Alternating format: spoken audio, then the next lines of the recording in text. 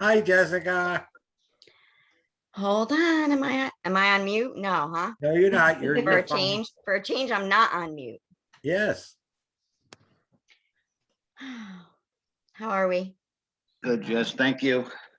I got to tell you, we start recording as soon as somebody hops into this meeting. I don't know if I want to pause it. I think I'll pause it, but I have to remember. So we ready to record? Yep, we're recording. All right, beautiful. Don't forget to All turn the recorder on. Yep, got it. Okay, call to order. Welcome, everybody. This is the Planning and Zoning Commission regular meeting scheduled for Tuesday, May 4th, 2021. This is an online virtual meeting, and we will kick it off with the Pledge of Allegiance. So if everybody could all please rise for a moment. I pledge allegiance to the flag of the United States of America and to the republic for which I stand, one nation, under God, indivisible, with liberty and justice for all. Great. Thank you, everybody. All right, we'll start with the roll call, and we'll start on the side of the room where Mary Lopresti would be sitting. Okay. Mary Lopresti. Joshua Dykstra. It's a brass. John Kerwin. Dave Sauter. Pat Cocherella. Dan Wall. Brett Olberys. Jesse Schummer. Jessica Pennell. Steve McCary. Wonderful. And is Kevin McSherry on the call? Yes. Yes, Kevin is here. I see him there. Okay, great. Thanks. All right. Looks like a full house. We have everybody. So welcome all. A few folks hadn't been here in a little while, so it's nice to hear from Josh. Nice to hear from Jesse and everyone else. Let's. But since we do a full house, we will not be sitting any alternates for this meeting. Let's see. Roll call. So no seating of alternates. So we'll kick off with public hearings. Any recessed public hearings? None. New public hearings? None. Future public hearings, none. Regarding regular meeting business, amendments to the agenda, I don't have any. I just want to confirm. Jess? None. Shaking her head. Works for me. Next up is for the audience of citizens. Is there anybody in attendance that would like to bring up something tonight that is not listed on tonight's agenda? Again, to our audience of citizens, is there anybody present that would like to bring up something that is not listed on tonight's agenda? And one more time to the audience of citizens, is there anybody in present that would like to bring up something that is not listed on tonight's agenda? Hearing none, we'll move on. Correspondence. Mr. Chairman, I have one piece of correspondence You are recognized, Mr. Cocherella. from the Office of the First Selectman. At the Board of Selectmen's meeting of 4/21/21, the board moved to appoint William M. Miller Jr. as a hearing officer with a term to commence immediately and expire on 12/31/22. Please be and feel free to contact my office if you have any questions. And it signs George Temple, First Selectman. Very good. Thank you very much. And with it actually was a copy of the statute for citation, appeal, and hearing procedures. Okay, and that's something that can be referred to in the materials. I don't think it needs to be read in its entirety again. So No, thank you. I thought you would like that answer. So all righty. Thank you for the correspondence. Moving on to old business, matters upon which a public hearing was held, none. And then old business, other matters, we have a couple of items here tonight. We're going to start off with application Z21-080. This is for 3 Fox Hollow Road, Lot 2. The owner is CED Properties, LLC, 3 Fox Hollow Road, Oxford, Connecticut. The applicant is Wayne Mignano, CEO, CED Services, 3 Fox Hollow Road, Oxford, Connecticut. This is a site plan the 20,300 square foot addition that we had referred to Jim Galligan at our meeting last week. Now, I wanted to ask a question real quick before we go into this, because I know we got a response back from Jim. Our meeting date last time, I believe, was April 20th. And the letter from Jim is dated April 12th. And I'm wondering if that 12th was a transposition and should have been the 21st, because I can't imagine that he replied back before we actually referred it over to him. So Jess, do you remember if this came in actually after the meeting? We had this before the meeting. The April 12th, 2021. We had this note before, this confirmation before, Yes, and then we had tabled to confirm back. That was the direction from the commission on April 20th, correct? yes. Dave? If you look at, it looks like this came in originally, there's an August 1st, 2019 letter. Mhm. So I think they reviewed it probably prior to that, and he refers to that on the 12th. You referred to it on the 12th, but then we had the meeting on the 20th and referred it back. And that's what was the motion that we had made at the last meeting. And I want to make sure that there was,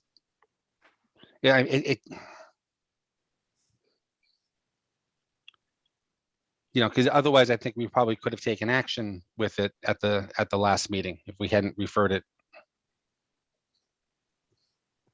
I don't know if we had that August 19th letter in front of us on that date. Yeah, I was just going to say that, Dave, That's- this is Dan. I don't remember seeing that letter last. Yeah, because I can't imagine we would have tabled it and sent it over to him if we had something that was already current dated. Exactly. This is Nicholas Yuschak. I'm here for the applicant. And Mr. that Yuschak, left- could you just state your name and address for the record? yes, Nicholas Yuschak, registered landscape architect, CCA Engineering, for 40 Old New Milford Road in Brookfield, Connecticut. And Thank you very much. I appreciate it. Go you're ahead. welcome. And just to clarify, that April 12th, 2021 letter was submitted prior to the last meeting, and it was part of the packet.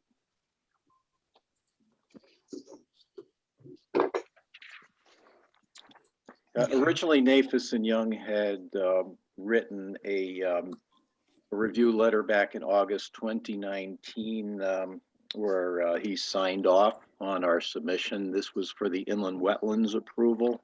Mhm. And a good year or two had passed before CED Services went before the zoning board. And when I had spoken to the zoning enforcement officer, Stephen McCary, at his suggestion, we resubmitted the material to Nafis and Young just for them to review it once again. And Jim Galligan had written his letter of approval on April 12th, 2021, and that was submitted with the application before the last meeting. So it was in the file. I don't have the material packet from last. Hmm.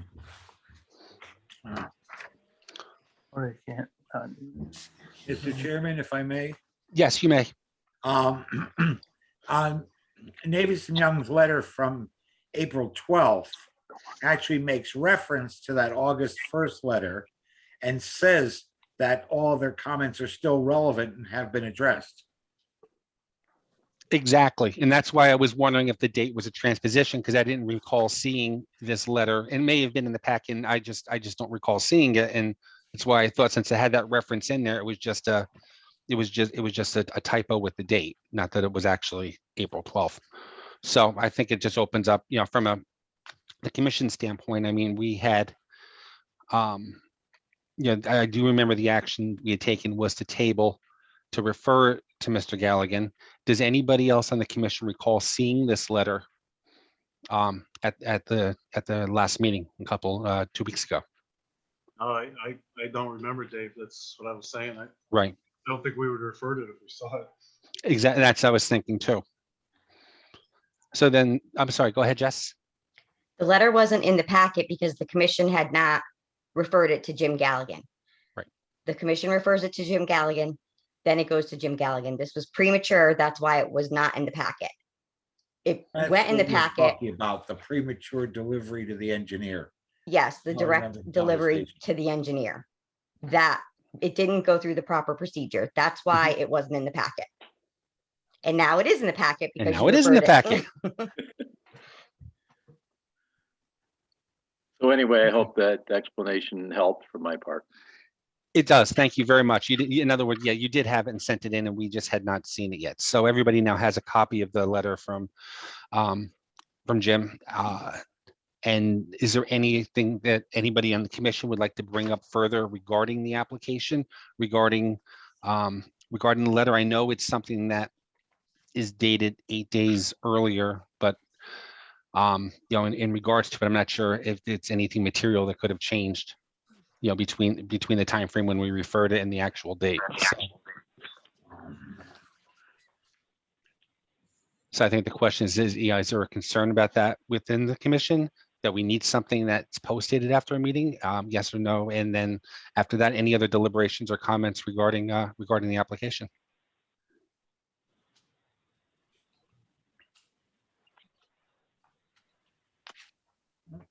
Okay, I'm not hearing any other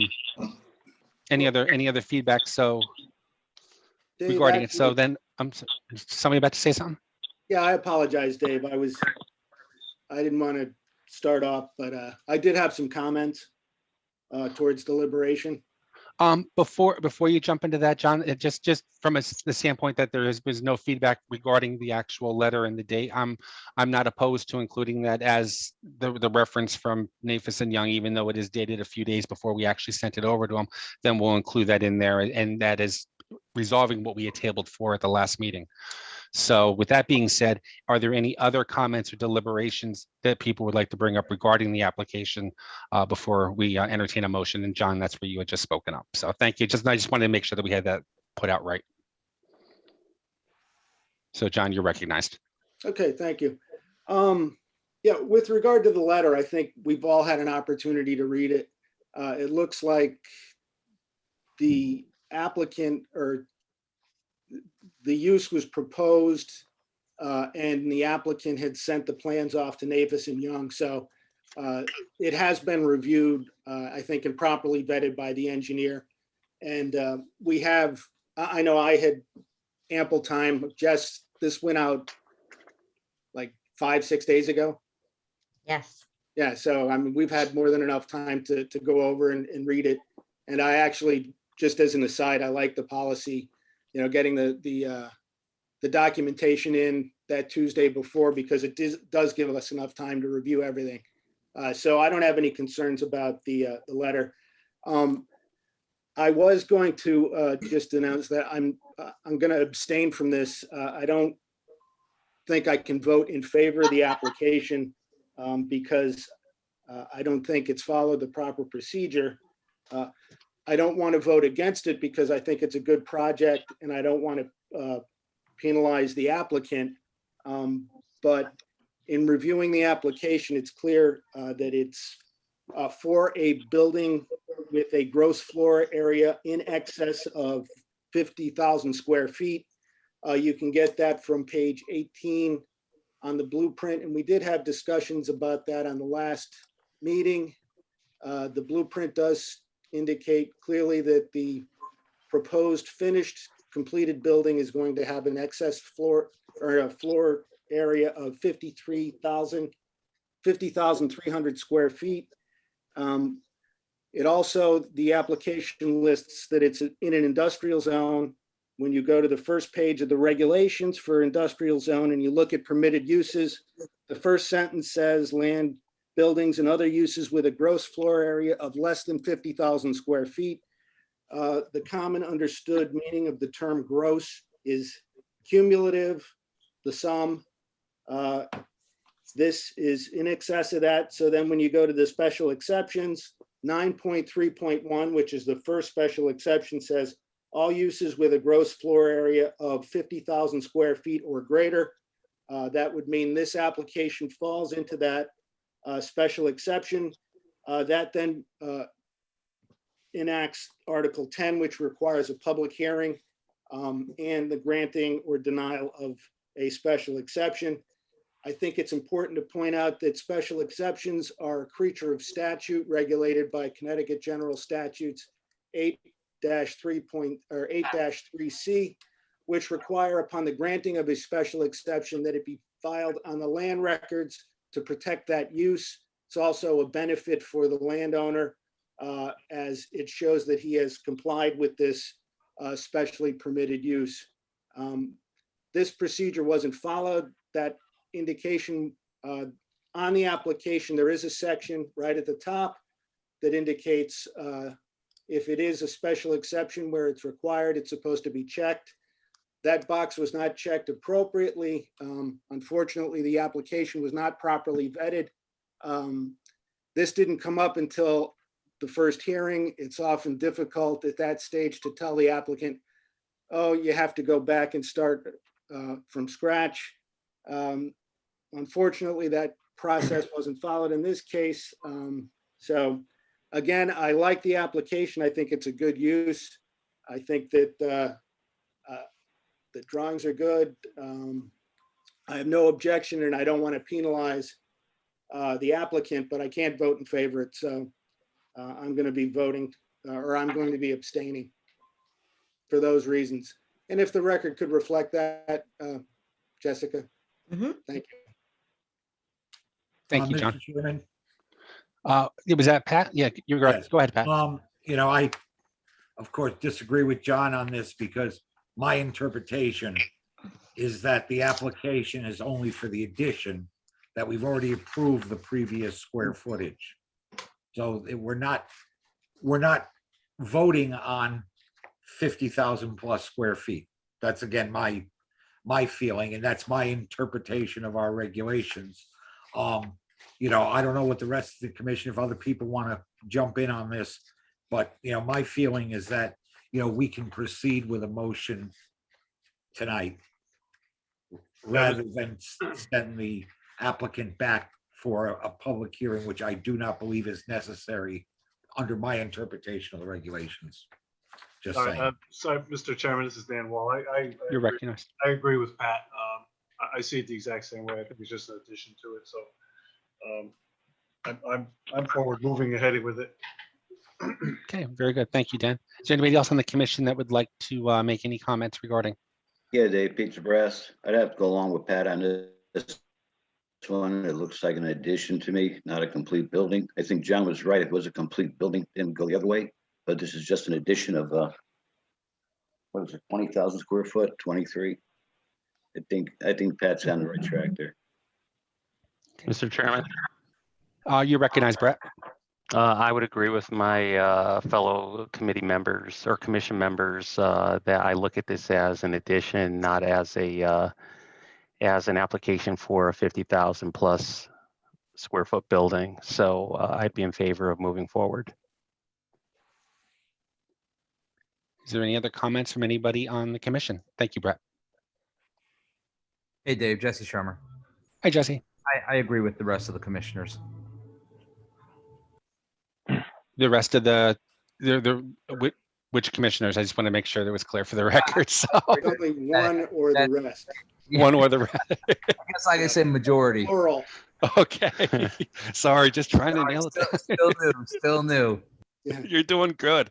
The gross amount of them, The gross. the gross floor area. And Jess, I see your hand raised. Yes. I know at the last meeting that this discussion came up about the 50,000 square feet.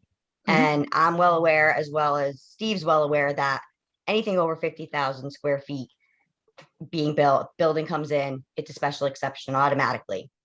I believe that the commissioners, you kind of did a poll at the last meeting, and it was stated by the commissioners that they were willing to forego that particular special exception for this. Mhm. And so if anybody thought that it needed to have a special exception or anything like that, we could have gone back and changed it. If that was the case, if everyone had agreed. So we did the application, we filled it out the best we could with the way we interpreted things, and any discrepancy should have come up at the last meeting. Well, Jess, I think it did. Again, I'm not voting to deny it. And this issue might arise in the future. I think we might want to ask the town attorney or the planning and zoning attorney how he construes the term gross floor area. Because the regulation is pretty clearly worded that it says all uses with a gross floor area. It doesn't say additions. It actually applies to the use or the building, not the addition. So in the future, this might come up again, maybe with a use that's not so good, and we will have tied our hands by this construction. I pointed it out the last time, but again, I just brought it up and no one agreed with me. Obviously, everyone's free to disagree, and that's why I was abstaining. But I think in the future, we might want to seek some clarity on this so we avoid this. The issue is really not whether we have to go back and do a special exception. This applicant now does not have the ability to file this on the land records, which is required by Connecticut general statute. So it's not a matter of personal opinion. It's actually kind of more important than that. It's a matter of Connecticut state law, which even trumps regulations. So in the future, I would suggest maybe we get some insight when and it's a difficult question, I agree. Mhm. And reasonable minds can disagree. And I'm just putting my point of view out there, but in the future, I think we might want to ask the attorney, our land use attorney, who I think is on the line now, what he thinks, but I don't want to have to put him on the spot. I am on the line, Commissioner Kerwin, and I've heard basically a discussion among the commissioners about their interpretation of the regulation. Often in regulations, there's a comment saying how you're going to interpret a particular section. And here, the consensus with everybody on the commission, except yourself, seems to be that anything that's an addition is not considered part of the bulk. So an interpretation like that may be something that the commission want to consider referencing in its regulations. It's how they interpret this section. That would make it a little bit clearer, because when you have multiple members saying this is how we interpret it, it may be the way that we have to kind of look at it. At the same time, if I'm an applicant coming in and I have a 50,000 square foot plus building, I may want to think about running the process out, even though it's an addition, to meet the regulation. So it gets to be a gray area, and if we do take the effort to codify this area in a comment by the commission saying this is how we interpret it, it may go a long way to making clearer for the applicant and for the commissioners going forward. Would you first require ambiguity under normal rules of statutory interpretation as to the term gross floor area? I didn't quite hear that, John. Under the normal rules of statutory construction, which apply also to the construction and interpretation of regulations, wouldn't there first have to be an ambiguity as to the term gross floor area? I believe so. I think when you start to look at it, what's the ambiguity? Gross floor area is what it is. The cumulative. What the commission did, we're doing a division here. We're saying it was a 30,000 square foot building, and now we're adding 20 to it. So we're dividing the issue. If I was building a 50,000 square foot building, that's a substantial structure that we're building all at once. Adding a little bit, another 20,000 square foot to 30,000 square foot building, I think reasonable minds can disagree on how you want to interpret that, and the impact of 20,000 square foot versus 50,000 square foot. So there can be a discussion about that, and that maybe something we can flesh out in the future. I think everyone's had a good point here. And John's point is well taken, and as is everyone else's. So I think we all have to kind of decide how we're going to interpret going forward. Mr. Chairman, I have a question. Actually, just one moment.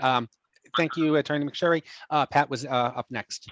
I was just gonna say that, maybe we should just put a flag on this section in our regulations so that as we move forward with the rewrite, this is something that we'll remember and address at that time to make it more clear. Mhm. And I I think that's, I see a lot of heads nodding while you're saying yeah. that. So that, so that we can all agree. Right. I mean, I understand John's, position, and that, that is a point of view. And I just think that it's left open. And I think that, we were talking about the application versus the entirety of the building. Again, so, so if we just. That's a good point, Pat. We should probably look at this in the future. Absolutely. Thank you. Yeah. I don't want to cut Brett off. Brett was up next. I don't know if this goes to Commissioner Kerwin or Attorney McSherry, but Commissioner Kerwin made a statement that if we approve this, there's something that can't be recorded on land records. My question would be is if this isn't following the letter of the law by going down this path, what negative impact does this have or could this have on the applicant? And then my question would be is if the applicant is here, would that negative impact impact the applicant's decision to go the other route? So that's a two-part question. What is the negative impact if there is one? And then secondly, if there is the negative impact, what would the applicant's perspective be? I'm just curious. I think I'd like to hear Attorney McSherry's response to that. Well, I guess the best way to kind of look at this is an applicant comes in, we give an approval tonight. If someone decided they wanted to take an appeal of this approval tonight, they would certainly have a pretty good leg to stand on saying that a special exception was not granted on the 50,000 square plus building requirements of our regulations and could hold up the project for a period of time. I don't know if anyone's going to object to it on that basis, but that's always a possibility.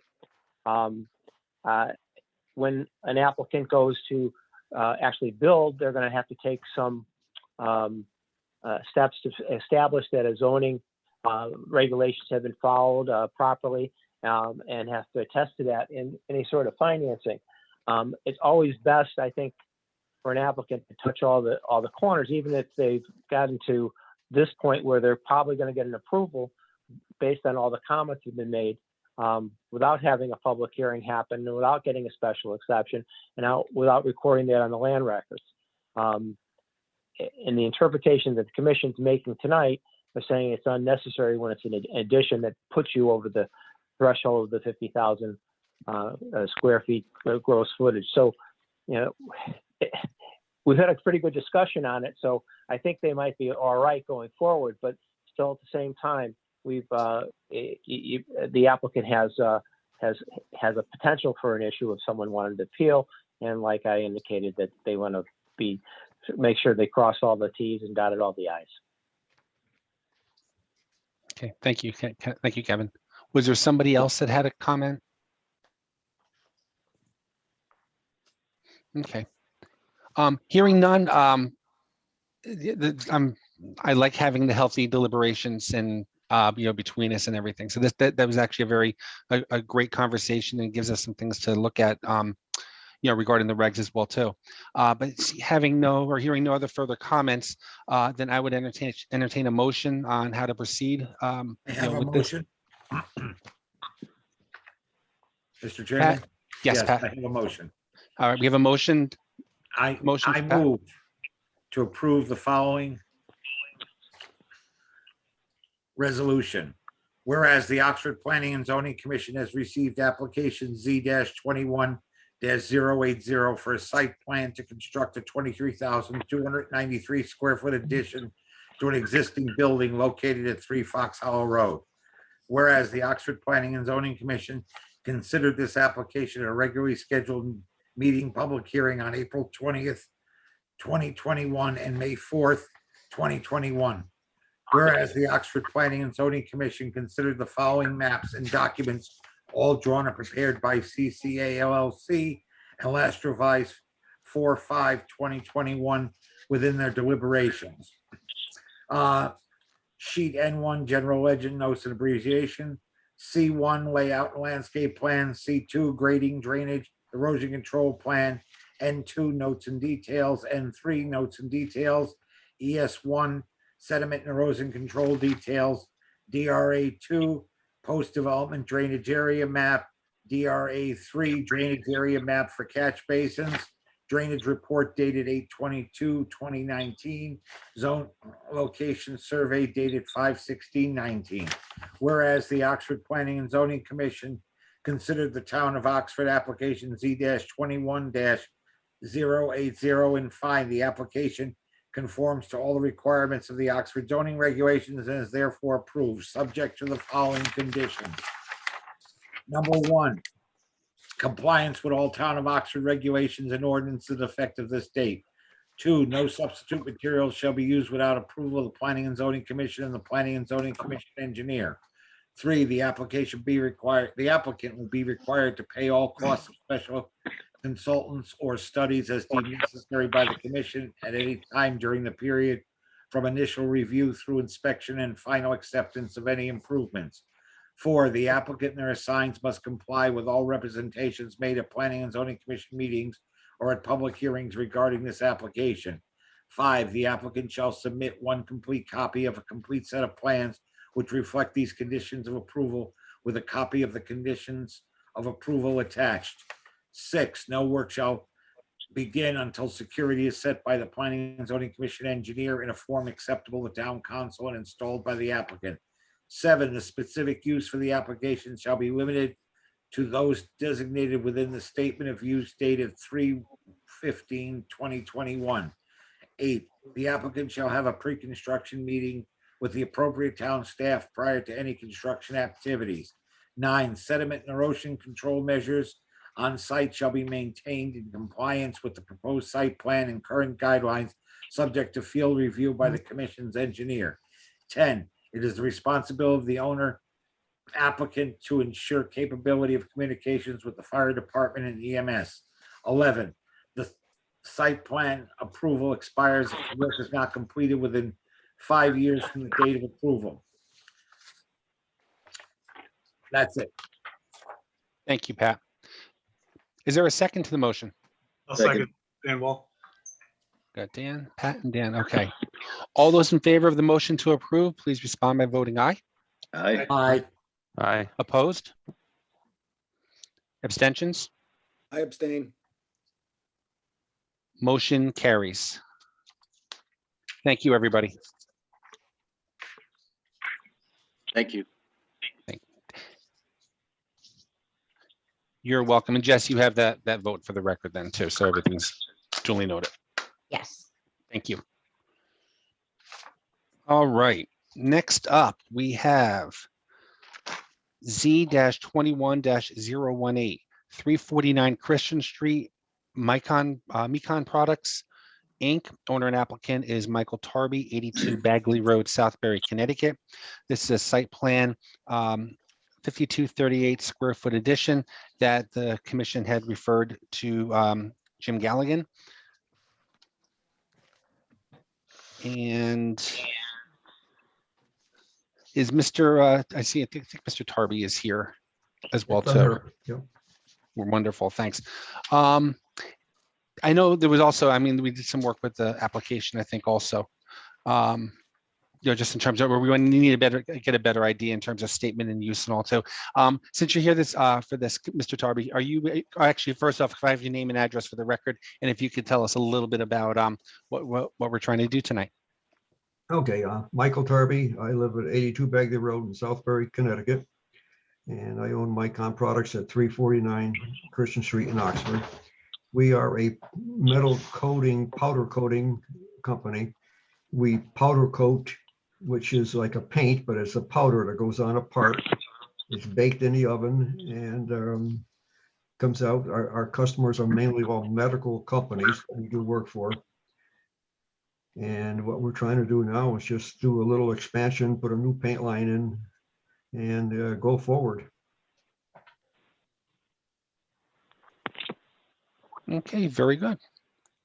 Does anybody on the commission have any questions for Mr. Tarby while he's here?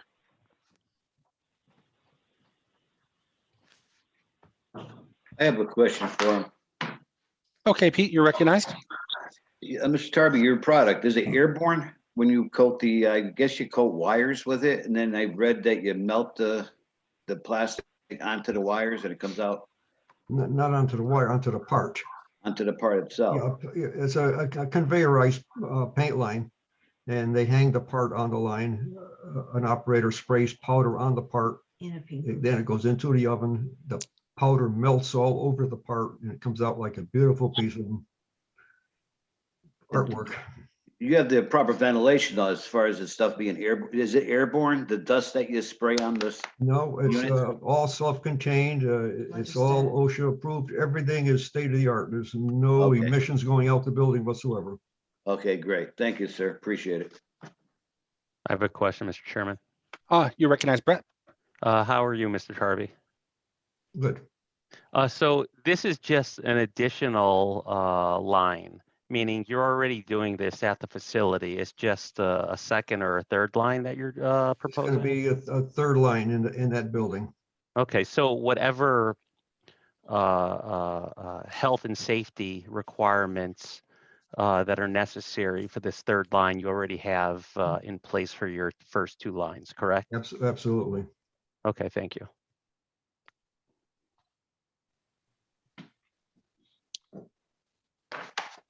Is anybody else on the commission have something that they'd like to bring up or discuss? Yeah, can I just ask one question? Please, you recognize John. Thank you. Hi, Mr. Tarby. How are you, sir? Oh, very good. So this is still under 50,000 square feet, right? It's a, what's the total square footage of your gross square footage of the building once this addition is completed? When it's completed? Yeah. It's going to be roughly 30,000 square feet. Okay, so it's underneath. And you're also regulated by OSHA, DEP for any chemical applications. There's other regulatory agencies that apply to your Well, business. the insurance companies are the worst. They really Yeah. put you through the ringer. Yeah, but you have OSHA compliance, and then also the manufacturing process has to comply with certain requirements, state regulations, right? Yep. And they're already in effect, so, Oh, yeah. We've been doing it for 40 years, sir. all right. That's all I had. Thank you, sir. Thank you, John. Does anybody else on the commission have anything that they would like to bring up? Nope. Okay.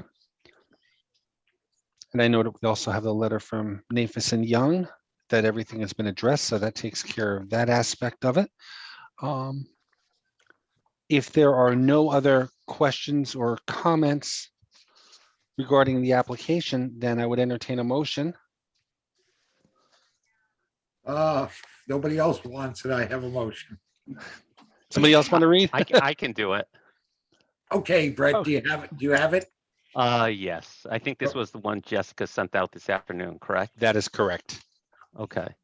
So this is an approval for motion to approve application Z-21-018 for 349 Christian Street, owner and applicant Michael Tarby, 82 Bagley Road, Southbury, Connecticut. This is a site plan addition of 5,238 square feet to the existing building. Motion by Brett Olbreys to approve the following resolution. Whereas the Oxford Planning and Zoning Commission has received application Z-21-018 for a site plan to construct a 5,238 square foot addition to an existing building located at 349 Christian Street.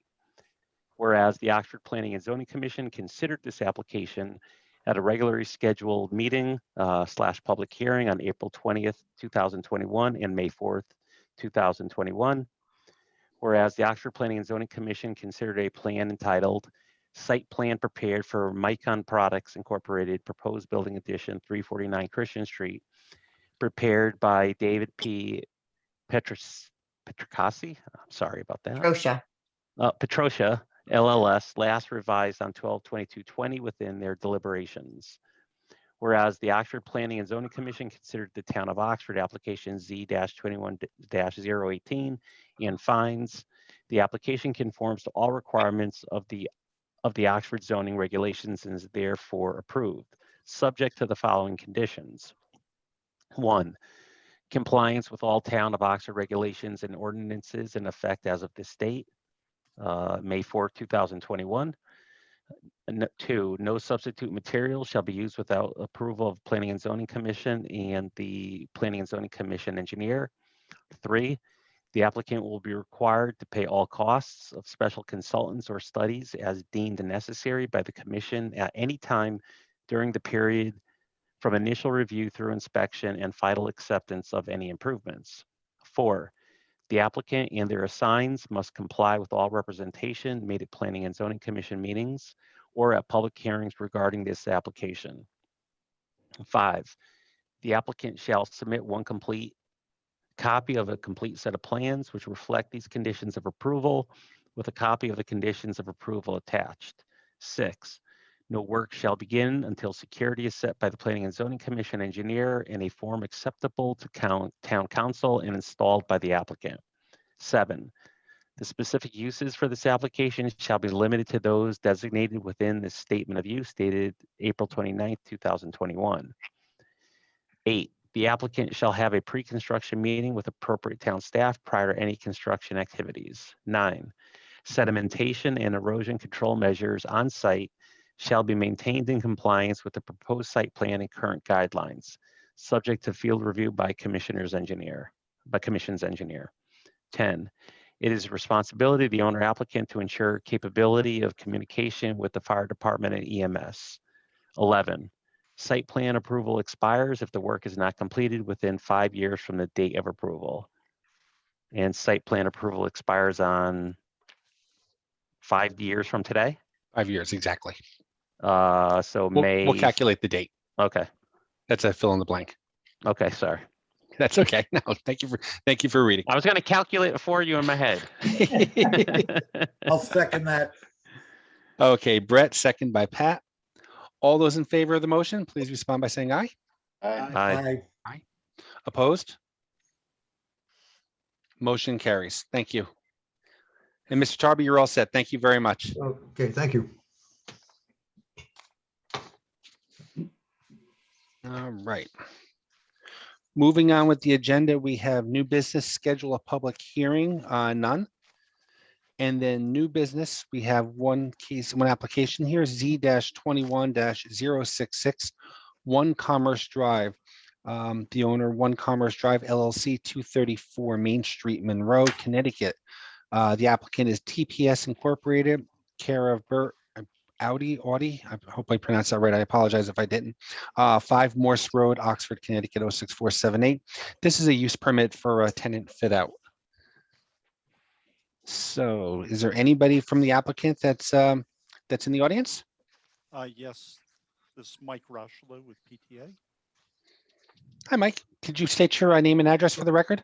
Certainly, Michael Rocheleau, Rocheleau, 17 Knotbrook Road, Wallingford, Connecticut, for PTA Corporation.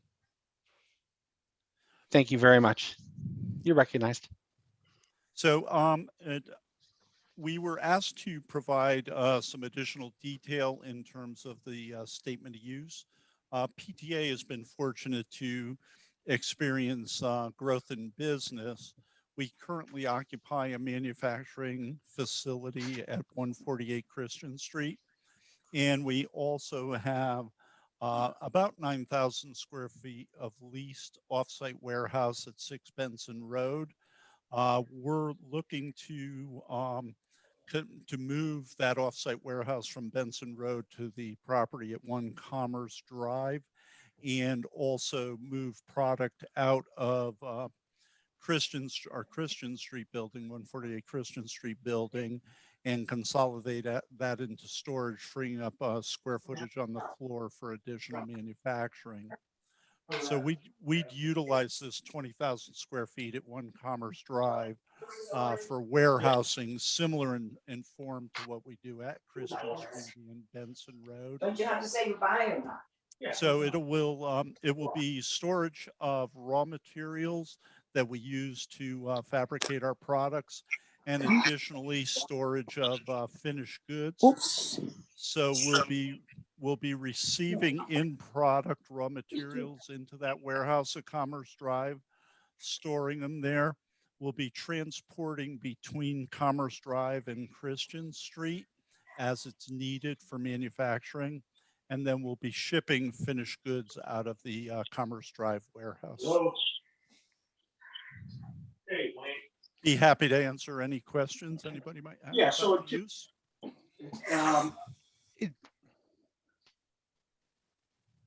Jess, can you mute that? Yeah, I was just looking to see if that was mutable. Sorry about that, sir. That's okay. That's okay. Yes, no, thank you. I've been about 2 million Zoom meetings. This is minor. One of the questions I just want to kind of throw out there up front again, maybe, and it's only, I'm just want to make sure I understand, looking at the application and looking at, your PTA and the applicant is TPS and the relationship there. I thought Burt Audi was the general contractor for Dave Sippen or One Commerce Drive LLC. So we've been working through the construction and the fit out, Burt Audi was representing the GC. So although I can't say that I definitively know all of that. So okay. I believe there was a preliminary statement of use that was filed by Burt, and there was a request made for a more detailed statement of use to be completed by PTA. So that's the background I have on it. That's kind of all I can enlighten anybody. No, and I appreciate it. Thanks. Just for my own edification, sure. Jess, actually, Yes. Should PTA be referenced on the application? One Commerce Drive LLC owns the building, and TPS, we can reference it on there. But when somebody comes in, lots of times a contractor, especially with a tenant fit up, they come in as the applicant, and that's why we get the owner authorization. So I do see the confusion. But once I did ask Burt for that statement of use, then I think he went back to PTA. So, but And I got didn't- that. And everything. Absolutely. And everything else looks good. The only reason I was asking is because, again, we were able to resolve it pretty quickly here among us. But if a question were to come up at some point down the road, it would be trying to go through layers again. And that why I didn't know if it was possible to amend this just to reference it. I'll put a note on it, and I'll No, make I sure know, it's in the just minutes. something there so that way it can connect the dots for somebody else down the road. I appreciate it. Thanks. Pat, you had something you wanted to ask? Yes, on the letter from Mr. David Sippen, it references PTA Corporation as the tenant. Yes. Yes. Yeah, my concern was just looking at the application itself is just, I would have liked, to see some sort of reference there. So it's all, consistent throughout the materials. That's all. But Jess, I appreciate that. Thanks. Yeah. So for the commission, any questions here for PTA? Just through the chair, Dave, the applicant acknowledgement form, that's done by Burt Odds. Yes. So yeah, that's actually a good point. He was representing just like Civil One comes in and represents an applicant, Burt was representing the applicant. He was going around getting all the signatures. Once we asked for that statement of use, Mr. Sippin came in and gave the additional information. But Bert Audi is still the one who is going through the process for PTA, for the tenant fit up. So that's where it's not two separate applications, unfortunately. You know, for the tenant fit up and the use permit. And PTA allows and signs an acknowledgement that Bert Odds is going to make that application for the use on his behalf, right? We had that. I think we have this owner authorization from Mr. Sippin saying he doesn't reference Bert.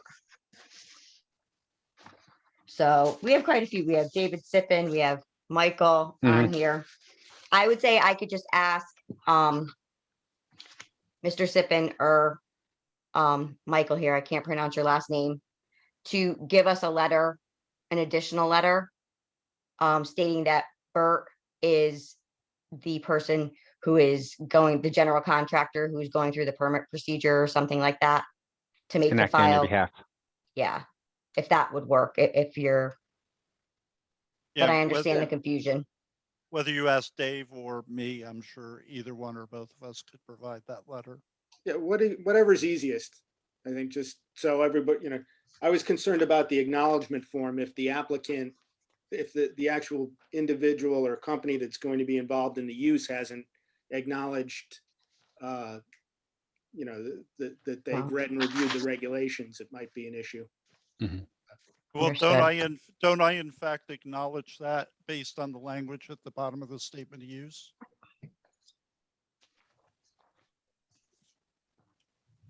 Yeah. I'm not an expert. I just sort of read what I signed.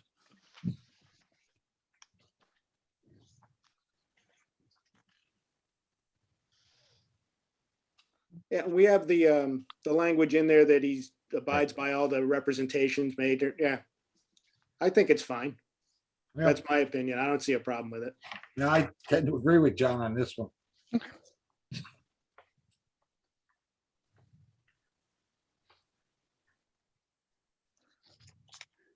Any comments from anybody else on the commission? Or questions for the applicant?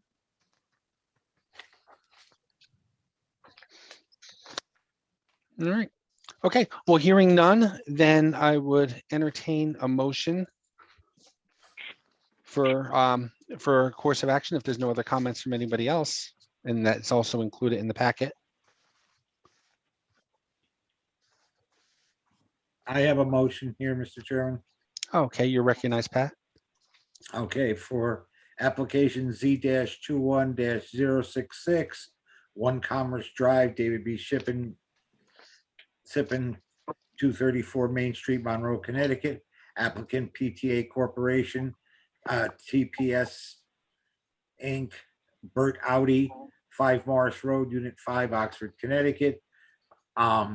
Motion to approve application Z-21-066, a use permit for property located at One Commerce Drive, Unit 1, with the following conditions. 1, applicant and their signs must comply with all representations made at the Planning and Zoning Commission meeting and or public hearing regarding this application. 2, compliance with the statement of use dated 4/30/2021. 3, compliance with WPCA approval dated 4/5/2021, compliance with the Oxford zoning regulations as of this date.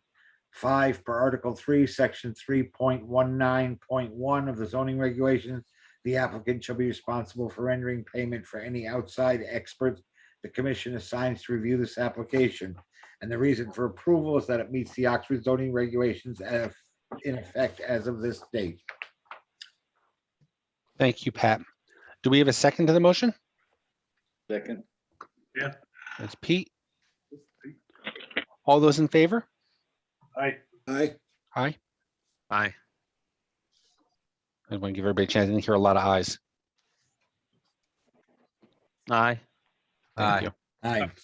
Aye. Thank you, everybody. Any opposed? Hearing none, motion carries.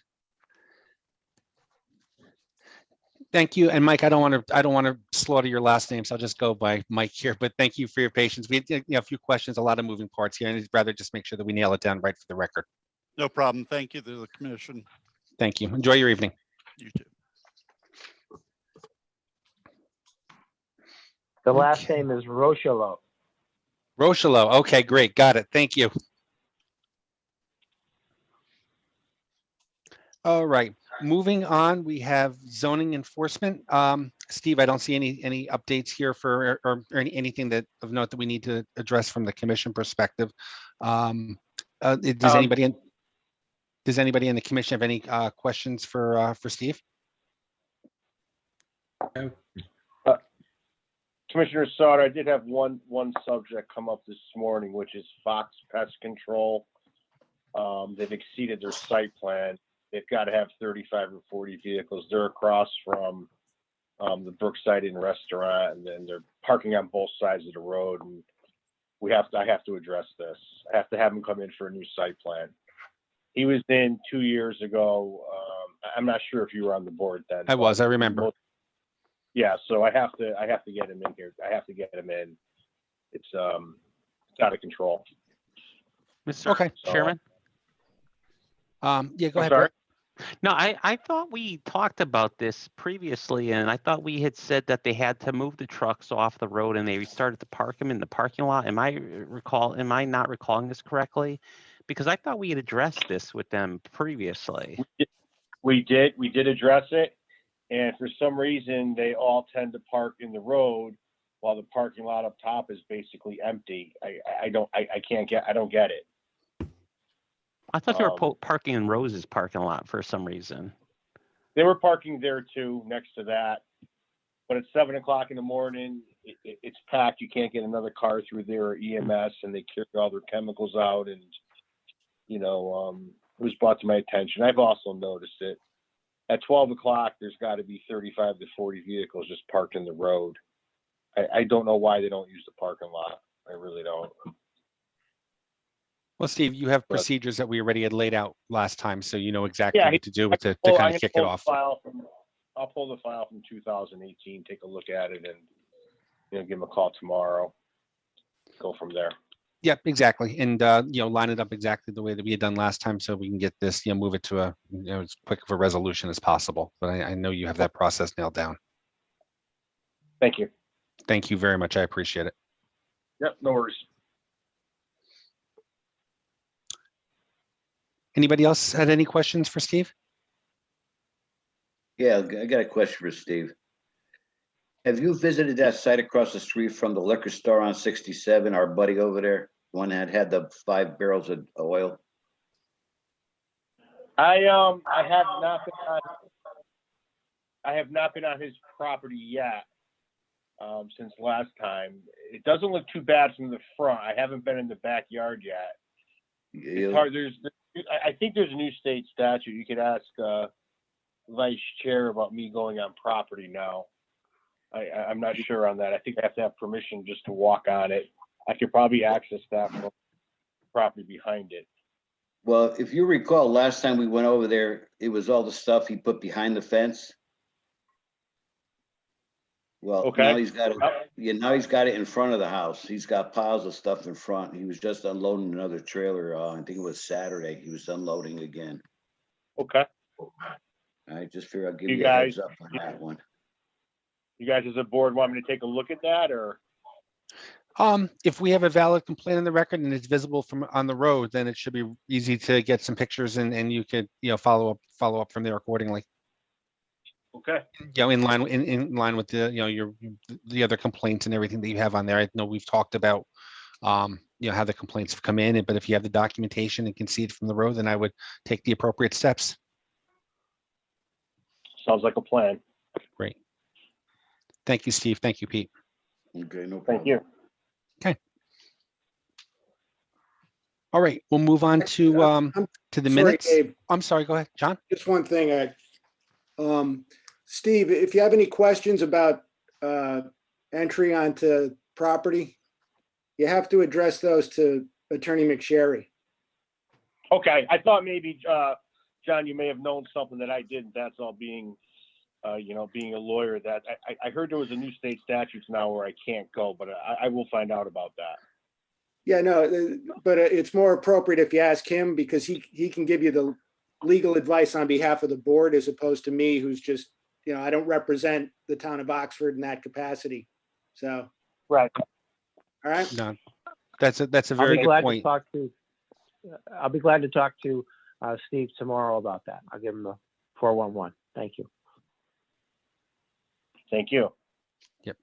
Thank you for bringing that up, John. And that's a very good point. We rely on your expertise on a lot of matters, but you're right. You are not that's the reason why we have counsel for, for the P and Z Commission. So thank you. I should have caught that and I didn't. I apologize. I just have a lot of opinions. That's it. You're very good at your job. So, okay, so we're going to move on to the minutes. We have minutes for April 6, 2021. Motion to approve as presented. Okay, motion to approve. Do we have a second? Second. Dan, thank you. All those in favor? Aye. Aye. Opposed? Motion carries. And also noted here is that the 2020, the April 20th meeting minutes will be available. We're going to be posted on here for May 18th. So that's a note placeholder for Jess. Invoices, none. Other business, any other business the commission deems necessary for discussion. Let's start with Mr. McSherry, Attorney McSherry, for Moose Hill Estates or Riverview. Got to ask the question if there's any updates, or are we still in a hanging mode right now with that? The Moose Hill Estates, we're still waiting on what the Board of Selectmen will do. I did have a call into the engineer for the other matter, Riverview Estates, and just inquire where they were. And they haven't decided what they're going to do yet. So okay. They know what they have to do, but they have not decided what they're going to do. Waiting. Okay. In terms of any other business, and thank you for that update. That was remiss. Any other business the commission deems necessary for discussion? The one thing I still have on my list, I need to do some follow-up on. I want to see if there's a status in terms of meetings back in public meetings, getting back in person, with so many changes that are happening. And I know there's a lot of stuff happening coming up here on May 19th, and I want to see how that impacts us for any meetings that are coming up, the end of the month or going into June. So I will definitely keep you all posted on that. Hey, Dave. Yes, I definitely put in my vote for getting back to in-person meetings. Brett, hold on one quick second. Jess was raising her hand simultaneously. I'm sorry. Is that all right, Brett, if I go first? Sure. Okay. It was a tie. I just, I just wanted to say, I found out today that the town is going to pay for our Adobe yearly subscription. Yes. So that was good news today. Somebody stopped me in the hall. And then just on that note about the meetings, I happen to be outside looking at the sideboard, and Park and Rec had their regular meeting at Jackson's Cove Pavilion. So I just wanted to give you a heads up on that. Actually, the Oxford Republican Town Committee also had their meeting at Jackson's Cove. Okay, that's definitely an option to think about. We're working our way. A lot of people We're getting there close. Are starting. I'm seeing a lot more people trickling in to town hall for meetings. So no, that'll be a good thing. Brett, appreciate your patience. So two things. One, I vote that our next meeting be in person at town hall, because if the state is going to open up on the 19th, our meeting's on the 18th. There should be no reason why we can't have it on the 18th. Secondly, can you explain to me this hearing officer? I don't understand what this is, what the Board of Selectmen did, why we need a hearing officer, et cetera, et cetera. So please enlighten me. I don't really have much background aside from the fact that it was action taken by the Board of Selectmen, and I think this was just a courtesy notice. For the purposes of what, though? That's what I don't understand. So can somebody help me understand it? Pat's raising his hand. So Pat, would you help enlighten? in our particular situation, when the zoning enforcement officer goes through the process and levies a fine on a violator, the violator has a right to a hearing, and we need a hearing officer. And I believe that's the extent of our interaction with the hearing officer. Attorney McSherry can correct me if I'm wrong there, please. That is correct. The typical provisions provide for an appeal to the hearing officer. The hearing officer's decisions can then be appealed to the Superior Court. So there is an ongoing process even after the decision, but this is the first step in the citation process, and the state statutes allow for it. And many towns adopt and appoint a hearing officer to allow for something to be resolved at the local level. It's easier for the residents and easier for the town and less expensive. And who was appointed as our hearing officer? I think it was Bill William Miller. Miller. Oh, William Miller Bill. Jr. Yeah, he's a lawyer, correct? I believe. No, No, I'm thinking of a different Miller then. Bill Miller, I think, is a financial planner. Okay. I believe. I can't be quoted, but I believe. Herman What Schor experience would he have in had been. P&Z? And what experience would Bill have in levying fines related to planning and zoning regulations? I'm just curious. Well, the regulations, the state statute sets and our regulations set whatever the fines are. So those are already set. So those will be coming in the process. He can modify them based on the hearing that he has and the determination of the issues. And every hearing in front of a hearing officer, is a new hearing. So he'd hear all the evidence and make a decision. Okay. And one of the questions, I'm sorry, John. And one of the questions I'm not sure about is he replacing somebody that was? Do we already have a hearing officer that? And Yes. this is just a replacement for somebody who's no longer the hearing officer. Yes, So it's not something new where we never had a hearing officer before. correct. Correct. So I thought. Okay. Is that a hiring position or is that a Oh. run position? It's an Hiring. appointed Appointed. position. It's an appointed position. An appointed position, so it's not a paying position. Correct. Correct. They get paid. They They do get get paid. If we have a hearing, Oh, Yeah, they there's get money in the paid, budget for a hearing officer. Excuse me, he- I didn't mean he to would- interrupt. He would be the only hearing officer we have? Because I don't recall any hearing officers before this. Herman Shore was, Yeah, that was a long time ago, though. no, up until last week. We had that guy, Bill Gross. Yes, Yeah, The- Gross. yeah, Mark the Gross. Larkin horse lady. Mhm. That I think, Okay, that kind of violated, because he was only appointed for one hearing. But Brett, if you want to take, there's a state statute that applies 7-152C. You can look through, and it's, most municipalities have a hearing officer, and it's basically a way that, it gives the ability of the zoning enforcement officer the option to just impose a fine without having to take someone to court or get the city attorney, the town attorney involved. It's kind of an expedited fashion for certain offenses. Okay, thank you. I'm looking it up right now.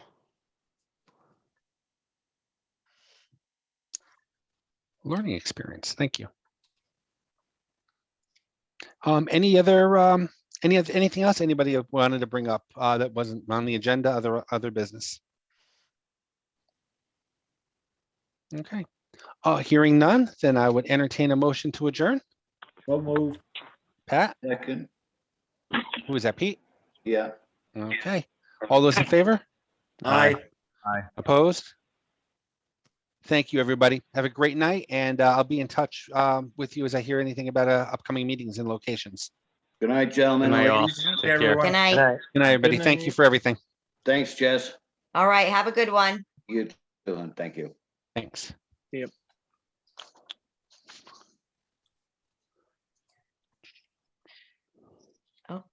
Oopsie.